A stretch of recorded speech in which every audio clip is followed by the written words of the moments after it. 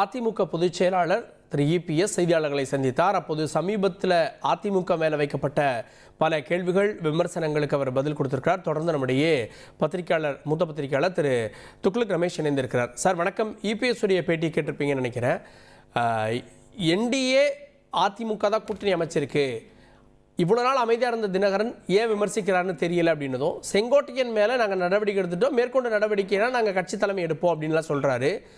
அமித்ஷாவை சந்தித்ததனுடைய நோக்கத்தையும் தெளிவுபடுத்துறாரு. எப்படி பார்க்குறீங்க அவருடைய பதில்களை? அவருடைய திரு எடப்பாடி பழனிசாமி அவருடைய பேட்டி குழப்ப கதம்பம் என்று கூறலாம். டெல்லி சென்று வந்ததை பற்றி மிக தெளிவாக எந்த பதிலும் அவருடைய பேச்சில் இல்லை. புரிந்து கொள்ளக்கூடிய அளவில் என்ன இருந்தது என்றால், திரு அமித்ஷா அவர்களும் இவரும் கூட்டணி பற்றி இறுதி முடிவெடுப்பார்கள் என்றுதான் இருந்ததே தவிர, பிரிந்து சென்றவர்களை சேர்த்துக் கொள்ளவே முடியாது, கூட்டணிக்குள் கூட சேர்த்துக் கொள்ள மாட்டீர்களா என்று ஸ்பெசிபிக் கொஸ்டினுக்கு அவருடைய பதில் மழுப்பலாகத்தான் இருந்தது. அதுதான் இந்த மொத்த பேட்டியிலேயே ஒரு ஸ்பெசிபிக் கொஸ்டின். அந்த ஸ்பெசிபிக் கொஸ்டினுக்கு நேரடியான பதில் இல்லை. ஆகவே அவருடைய பேட்டி குழப்பமான பேட்டி.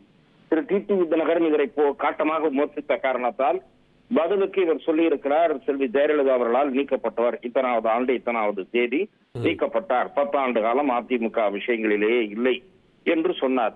அது ஒரு பகுதி உண்மை. இன்னொரு பகுதி ஏன் அவர் சௌகரியமாக மறைக்கிறார் என்று தெரியவில்லை. அப்படி நீக்கப்பட்டு இருந்து பிறகு 10 ஆண்டுகளுக்கு பிறகு என்ட்ரி ஆகிற டிடிவி தினகரன் அவர்களுக்காக இவர் திறந்த ஜீப்பில் போய் வாக்கு கேட்டார். அதை மறந்து விட்டார். திறந்த ஜீப்பில் வாக்கு கேட்டார். பிறகு தனியாக அவர்களும் இவர்களும் போட்டியிட வேண்டி வந்தது. அவர் தனித்தே வெற்றி பெற்றார். அந்த கதையெல்லாம் நடந்தது. அதெல்லாம் பழைய கதை. இப்போதைய அரசியல் பற்றி திரு எடப்பாடி பழனிசாமியின் பேட்டில் எந்த விதமான தெளிவான பதிலும் இல்லை என்பதுதான் இந்த பேட்டியின் மூலம் நான் உணர்ந்து கொள்கிற செய்தி. டெல்லியில அமித்ஷாவோட அவர் பேசினார். நிச்சயமா இந்த என்டிஏ விவகாரங்கள் பேசியிருப்பாரு, செங்கோட்டையன் விவகாரம் பேசியிருப்பாரு. இந்த ரெண்டுக்குமே ஒரு முடிவு கிடைக்கல, அதாவது அமித்ஷாவுடைய பேச்சுவார்த்தையில் ஒரு முடிவு கிடைக்கல அப்படின்றத இந்த அவுட்புட்டா அவருடைய செய்தியாளர் சந்திப்பா இருக்காது. கேட்கிறேன், அவருடைய பேட்டியில ஏதாவது புரிதல் இருந்ததா? இந்த அமித்ஷா அவர்களிடம் தெளிவாக இவர்களை எல்லாம் சேர்த்துக் கொள்ள முடியாது என்று சொன்னாரா? அல்லது இது பற்றி இப்போதைக்கு அளித்த பேட்டியிலிருந்து நாம் தெரிந்து கொள்வது என்ன?